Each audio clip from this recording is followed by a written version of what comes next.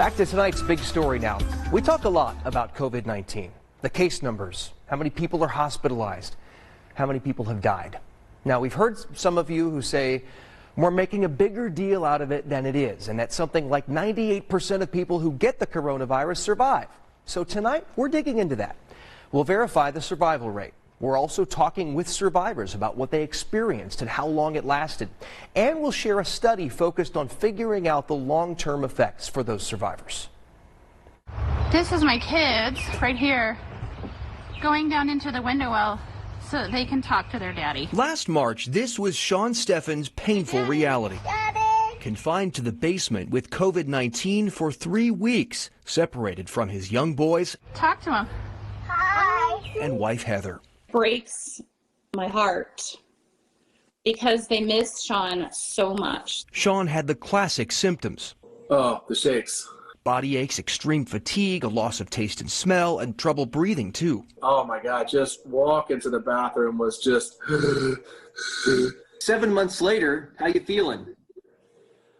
Pretty good. But for this Warrior Dash runner and Spartan racer, it hasn't been an easy journey back, and he's still not there. But now I got all these other symptoms that I've never had before. High blood pressure, constant jitters, he says, and a lack of concentration.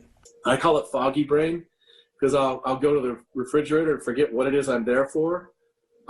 Those things never happened to me. It's brand new, and it happened overnight. The New York Times reported this fall that brain fog has affected thousands of survivors, in some cases impeding their ability to work and function in daily life. Meanwhile, Mandy Westerfield considers herself lucky. We were able to recover at home and took us about a week or so. After about a month, The only lasting symptom is it's taken a while for some of my senses to recover. But no new symptoms at all. No new symptoms at all. which is what makes this new virus so mysterious as scientists try and figure out why it leaves no mark on some and significant struggles for others.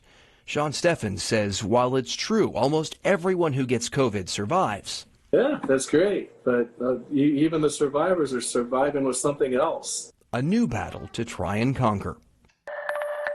You know, there's still a lot we just don't know about the long-term effects from COVID-19. So a British university is working to find some answers.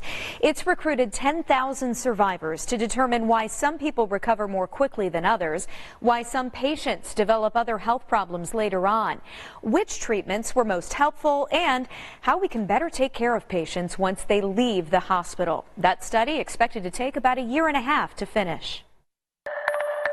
One of the most common questions we get from viewers is just how many people have survived COVID-19? How many people are recovered? Well, the experts at the Regan Street Institute estimate 68% of Hoosiers diagnosed have recovered. They figure about 30% are still actively fighting the virus, and sadly, 2% have died. That purple sliver there represents just over 5,400 people. Again, these are just estimates, and we know many more people probably had COVID but just weren't diagnosed, especially in those early weeks.